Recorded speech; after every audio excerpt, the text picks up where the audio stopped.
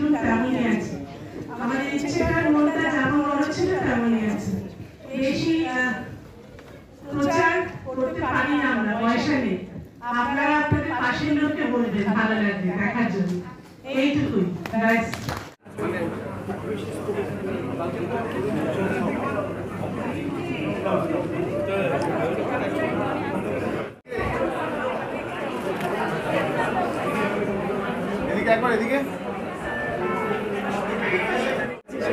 বেশ লাগছে। আমি তো ছবিটা দেখছিলাম, মানে ভালো লাগছে, বেশ ভালো লাগছে। অনেকেই চোখ ভিজিয়ে বেরোচ্ছেন হাফ টাইমে, এইটা আমাদের প্রাপ্য। হ্যাঁ, সে তো বটে। আমার বেশ ভালো লাগছে, আমি এটাই বলবো। হ্যাঁ, মানে আপনারা, সিনেমাটা তো রিলিজ হবে আমাদের 20 তারিখ, আজকে আমাদের প্রিমিয়ার। আপনারা সবাই আসুন, ভালোবাসা দিয়ে ভরিয়ে দিয়ে যান। যেটুকু দেখলাম ফার্স্ট হাফ খুব ভালো লেগেছে, মিষ্টি ছবি, খুব ভালো স্টোরি টেলিং, আর অভিনয় সবাই তো ডেফিনেটলি ভালো করেছে। এই সিম্পল স্টোরি টেলিং গল্পগুলো আজকাল খুব একটা হয় না, সবাই কেউ ভাবে না, তো এইটাই মানুষ যদি করছে, which is actually the secret, that's working. বেশ ভালো লাগছে ছবিটা, আশা করি সুপার ডুপার হিট হবে। আর দর্শকদের একটাই কথা বারবার, যে হলে এসে দেখে আগে ছবিটার মতো ওটা সুপার ডুপার হিট হোক। ইনফ্যাক্ট আরও অনেকগুলো ছবি রিলিজ হচ্ছে 20 তারিখে, বাংলার সবকটা ছবি সুপার ডুপার হিট হোক, ব্লকবাস্টার হিট হোক।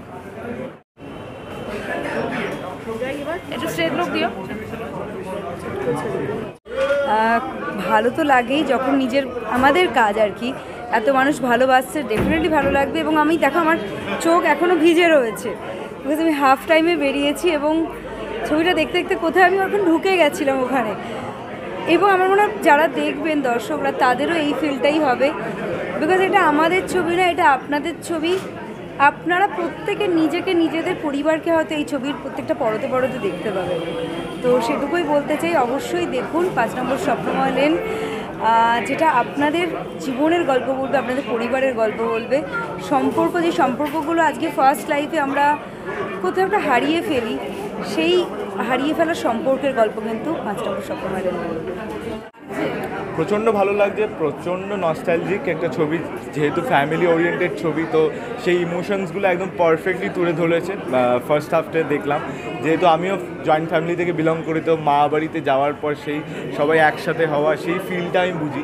তার সাথে সাথে এই ছবিটা আরও অনেক প্লটস আছে, টুইস্ট আছে, তো সেটা দেখার জন্য নেক্সট হাফটা ওয়েট করছি, কখন যাবো ভেতরে ঢুকে দেখবো।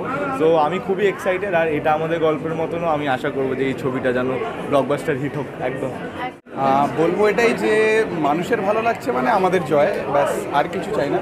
আর মাঝখানে ছবিটা চলাকালীন যথেষ্ট রেসপন্স আসছিল, এবং সেই রেসপন্সটা আমাদের কাছে অনেক বড় পাওয়া।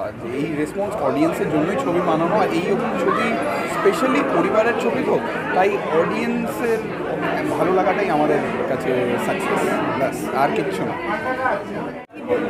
প্রথমত আমি মানসীদির ওপরে ভীষণ, মানে I am feeling so proud of মানসীদি, যে বলে না যে যার প্রতিভা থাকে তার বিচ্ছুরণ হবেই।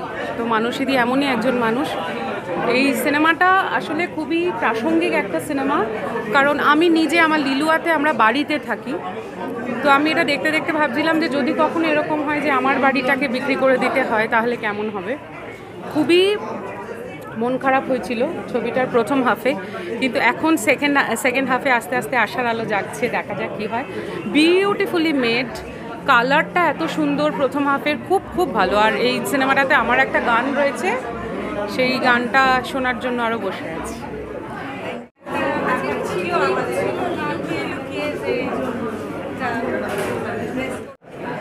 প্রিমিয়ার নিয়ে অ্যাকচুয়ালি মানে এটা হচ্ছে একটা রেজাল্ট। এতদিন পড়াশোনা করা হয়েছে, বলা হয়েছে যে আপনাদের ভালো লাগবে, সিনেমাটা আমরা করতে গিয়ে যেটা বুঝেছি, চিত্রনাট্যটা পড়ে যেটা বুঝেছি, এখন রেজাল্ট, এখন পুরোটাই দর্শকরা বলবে। আর আমি তো প্রিমিয়ার নিয়ে এক্সাইটেড। আমি মানসীদের সাথে এবং ধাগা প্রোডাকশনের সাথে এটা প্রথম কাজ, এবং চরিত্রটাও আমি বিশেষত যে আমি প্রচুর ছবি করি তাও নয়, ফিল্ম যে প্রচুর করি তাও না, আমি সিরিয়ালই করি। এই সিরিয়ালের মানুষদের সেই সময় বের করে যে মানসীদি এই আস্থাটা রেখেছে, এটার জন্য আমি মানসীদির কাছে কৃতজ্ঞ। Thank you Dhaga production. আর আমি চাই যে সবাই হলে এসে সিনেমাটা দেখুন এবং মাউথ পাবলিসিটি করুন, ভালো লাগলে অবশ্যই সবাইকে বলুন।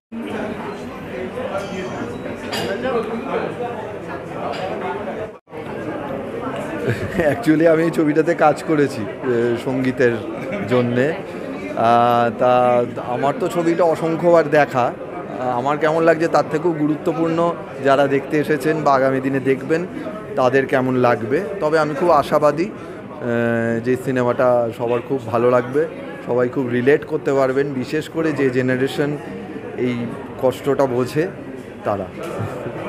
সব জায়গায় একান্নবর্তী পরিবারকে আমরা এখনকার ডেটে সাপোর্ট করছি, কিন্তু দেখা যায় না, শহরে সবাই বিজি। তো আপনার কতটা মত একান্নবর্তী পরিবারে থাকা উচিত নাকি এখনকার বিজি লাইফ?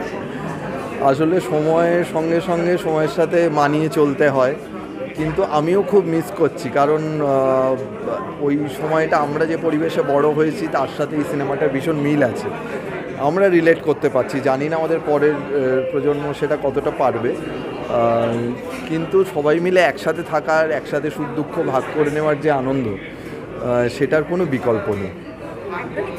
মানে প্রত্যেকটা বাবা মা আজকে ডেটে পাশে মানে ছেলে মেয়েকে হাতে মোবাইল নিয়ে দেখতে পায়, বাট সেই যে আমাদের রশিদিং হয়ে গেলে একসাথে আড্ডা মারা, কথা বলা, সেটা কিন্তু একেবারে মুছে গেছে। আপনার কিরকম কোনো স্মৃতি আছে? আমাকেও তো সময়ের সাথে তাল মিলিয়ে চলতে হয়, এবং আমাদের সব কিছুই ভীষণভাবে খুব স্পিডে এগোচ্ছে। আমাদের জেনারেশনের সবথেকে সমস্যা হচ্ছে যে আমরা ওই সময়টাও দেখেছি, আবার আমাদের এই সময়টাতেও মানিয়ে চলতে হচ্ছে। আমাদের খুব অসুবিধা হয়, আমার মনে হয় যে আমার সাথে অনেকেই একমত হবেন, কিন্তু আবার যদি এই গতির সাথে না চলতে পারি তাহলে তো আটকে যাব। কিন্তু তার মধ্যে যে মূল্যবোধের জায়গা, যে শিকড়ের কথা মনে রাখা, সেগুলোই চেষ্টা করি। আমি একটা প্রেমির এসে অনেকদিন পরে গোটা একটা বাংলা ছবি দেখবো, তাই এটা আমার ভালো লাগছে। তার মানে ছবিটা কোথাও আমাকে স্পর্শ করেছে।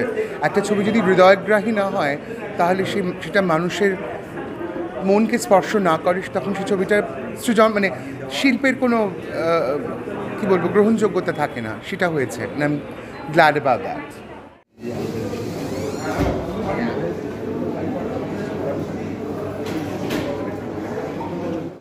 টেনশন কতটা পাহাড় প্রমাণ, তবু ঠিক আছে, টেনশনটা থাক।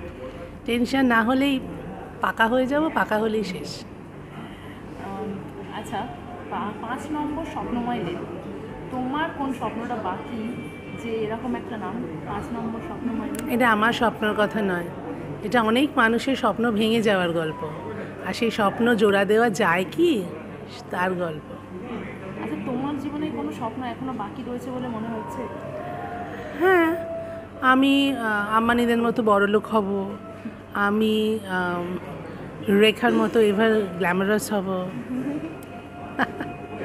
এইসব আর কি। আমি স্মিতা পাটিলের মতো অভিনেত্রী হব। আচ্ছা, বাংলা সিনেমা হল কম পাচ্ছে, সেটা নিয়ে তুমি কি বলছো? আমি আমার জিনিসপত্র নিয়ে লড়ে জায়গা দখল করব। আমার স্টকে জিনিস কম থাকলে আমি হল পাবো না, আমাকে সেই জায়গাটা তৈরি করতে হবে যাতে অন্য ভাষার ছবি এলেও আমি পাই। সেটা আমার লড়াই, অন্যকে দোষ দিয়ে দেয় আপনি। সব শেষে দর্শকদের উদ্দেশ্যে কি বলবে, আর এই 5 নম্বর স্বপ্নময় লেনে কি বলবে? দর্শকদের উদ্দেশ্যে বলবো, আমাদের ছবিটা দেখতে আসুন। তার অনেকগুলো কারণ। 1 নম্বর হলো আমি নতুন পরিচালক, আমাদের ছোট নতুন হাউস, আপনারা পাশে থাকবেন সেই ভরসায় কাজ করছি। 2 নম্বর কথা হলো হলে এসে দেখবেন, কারণ আমরা হলে এসে দেখার জন্য ছবি বানাই, বড় পর্দায় দেখার মতো ফ্রেম বানিয়ে ছবি বানাই। আর 3 নম্বর কথা হলো ছবিটা দেখবেন, কারণ কথা দিচ্ছি ঠকবেন না।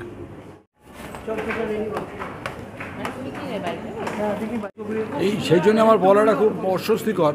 আমি একজন অংশীদার হয়ে কী করে ভালো বলবো, কিন্তু আমার ভালো লেগেছে, এইটুকু বলতে পারি, ভালো লেগেছে। এবং সবচেয়ে যেটা বড় কথা, গল্পের মধ্যে যদি মানবিকতা থাকে সে গল্প মানুষকে টাচ করবে, সেটাই আমার মনে হয় এক্ষেত্রে হবে। আগের সিনেমাটার মতোই এই সিনেমাটাও হয়তো মানুষের ভালো লাগবে বলেই আমার বিশ্বাস।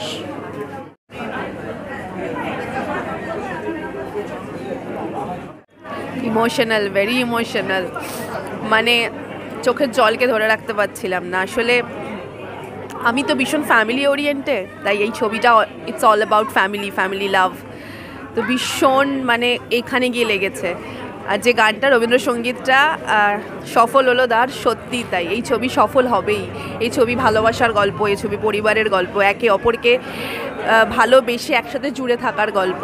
মন ছুঁয়ে গেছে, জাস্ট মন ছুঁয়ে গেছে, খুব খুব ভালো হবে।